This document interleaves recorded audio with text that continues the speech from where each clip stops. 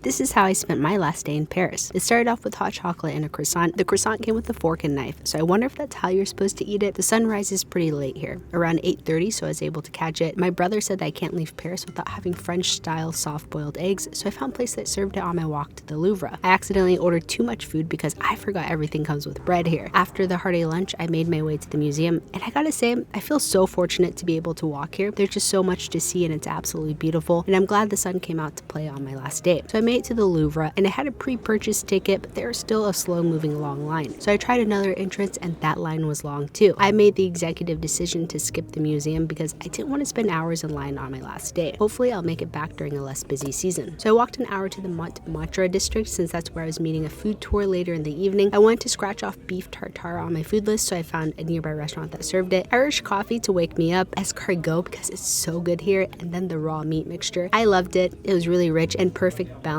with the fries. This is the Basilique du Sacre Coeur de Montmartre. Sorry for the absolute butcher of that, but this is apparently the second most visited spot in Paris besides the Eiffel Tower. I was going to go up, but it looked way too crowded at that time, so I walked around until it was time to join my food tour. We had so much food: macarons, chocolate, pastries, cheese, and a very filling crepe. Then we sat down and tried a ton of cheeses, meats, and wine while learning about their backgrounds. This was the secret food tour, which I highly recommend. I only wish I did it earlier in the trip, so I could have known of some good items to bring back to the States. Then I actually made it to the church since it was less busy, and it has a great view of the city. Next, I took a taxi to the Eiffel Tower, but I had them drop me off about 15 minutes away so I could walk there. Every hour, the tower lights up for a few minutes, and that's how I ended my trip here in Paris. I did a lot of touristy things, I ate a lot of food, and also met some amazing people. Couldn't have asked for a better first trip. I even saw Remy as I left the Eiffel Tower.